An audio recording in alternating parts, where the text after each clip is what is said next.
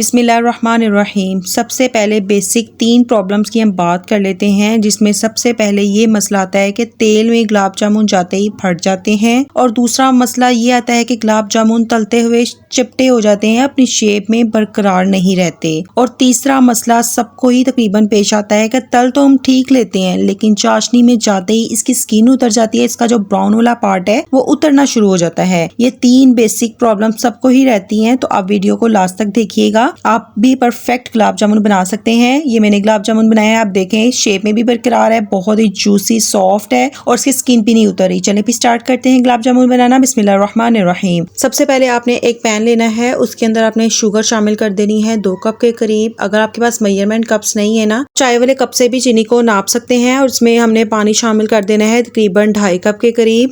آپ نے 1 تار 2 تار کا شیرہ نہیں بنانا ہے، ہمیں بس چکنا سا شیرہ چاہیے، میں آپ کو آگے جا کے دکھاتی ہوں۔ اس کے ساتھ ہی میں نے 2 سے 3 عدد ہری الائچیاں شامل کی ہیں۔ فلیم آن کر کے نا آپ نے شوگر کو اچھے سے ڈیزولو ہونے دینا ہے۔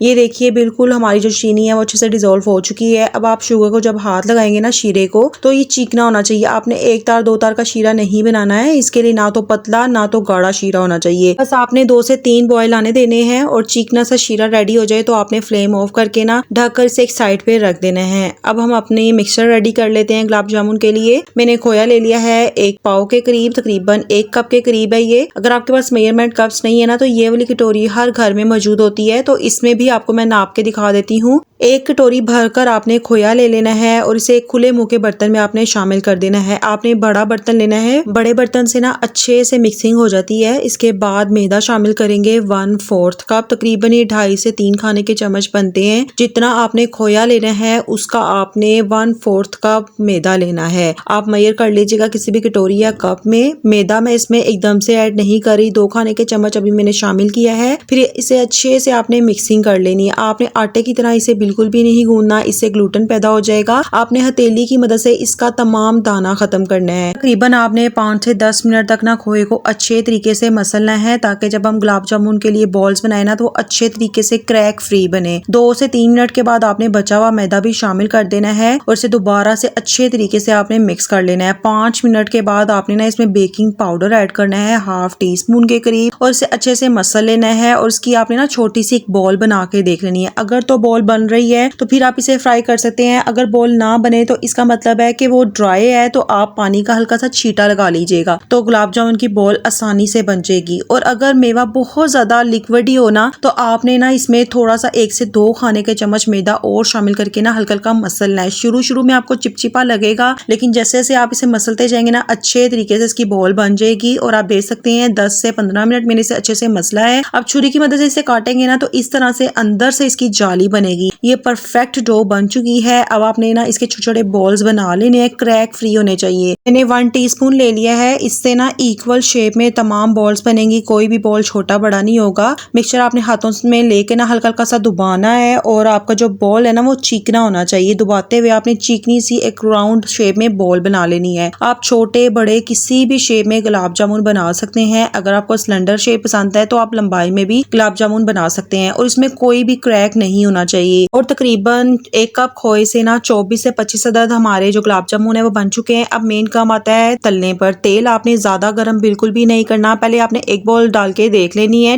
تیل کا ٹمپریچر چیک کر لینا ہے۔ جب ہلکا سا ببل آنے لگے نا تب آپ نے تمام جو بالز ہیں نا وہ اس میں شامل کرنی ہے۔ فلیم آپ نے بالکل ہی لو رکھنی ہے۔ جب آپ اسے تیل میں شامل کریں گے نا تو یہ پیندے پہ بیٹھ جائیں گے، آپ نے چمچ بالکل بھی نہیں لگانا، آپ نے کپڑے کی مدد سے نا کڑاہی کو لانا ہے، تو یہ پیندے سے چھوٹ جائیں گی۔ جیسے جیسے یہ پکنا شروع ہوں گے تو یہ اوپر تیل پر تیرنے لگیں گی، بس آپ نے ہلکا سا چمچ سے اس کی سائڈ اپ چینج کر لینی ہے۔ حلوائی نا گلاب جامن کو گھی کے اندر ہی تلتے ہیں، لیکن میں نے ہاف گھی اور ہاف آئل لیا ہے۔ اب اپنی مرضی سے کوئی بھی چیز یوز کر سکتے ہیں، لیکن آپ نے تیل یا گھی کی کوانٹٹی زیادہ یوز کرنی ہے کہ آپ کا جو گلاب جامن ہے وہ 3/4 حصہ تیل میں ڈوبا ہونا چاہیے۔ اگر تیل کم ہوگا نا تو وہ ڈی شیپ ہو جائیں گے، اپنی شکل برقرار نہیں رکھ سکیں گے۔ اسی لیے اکثر لوگوں کے جو گلاب جامن ہیں ان کی شیپ خراب ہو جاتی ہے، اس بات کا آپ نے خاص خاص دھیان رکھنا ہے۔ کلر آپ اپنی مرضی سے دے سکتے ہیں، مجھے یہ سنہری گولڈن کلر بہت ہی پسند ہے۔ اگر آپ کو کالے والے گلاب جامن پسند ہے نا تو آپ اسے مزید فرائی کر سکتے ہیں۔ ایک بیچ فرائی ہو چکا ہے، تقریباً 10-15 منٹ لگے ہیں، اچھے سے فرائی ہو گیا ہے۔ اب چاشنی آپ کی نا ہلکی گرم ہونی چاہیے، گنگنی سی، کہ آپ انگلی لگائیں تو آپ کا ہاتھ نہ جلے۔ فلیم آف ہے چاشنی کے نیچے، اور آپ دیکھ سکتے ہیں اچھے سے فرائی ہونے کی وجہ سے نا یہ وزن میں بہت ہی ہلکے ہیں، اسی لیے چاشنی کے اوپر تیر رہے ہیں۔ سیکنڈ پیچ فرائی کرنے سے پہلے آپ نے فلیم آف کر لینی ہے تاکہ تیل کا ٹمپریچر کم ہو جائے۔ سیکنڈ پیچ کو بھی اچھے سے فرائی کر کے چاشنی میں شامل کر دیا ہے۔ جیسے جیسے اس میں چاشنی بھرتی جائے گی یہ وزن میں بھاری ہو جائیں گے اور یہ پیندے پر بیٹھتے جائیں گے۔ پھر ہم نے اسے ڈھک کر 3 سے 4 گھنٹے کے لیے سائڈ پہ رکھ دینا ہے تاکہ یہ اچھے سے سائز میں بڑے بھی ہو جائیں اور تمام شیرہ اچھے سے ابزارب ہو جائے۔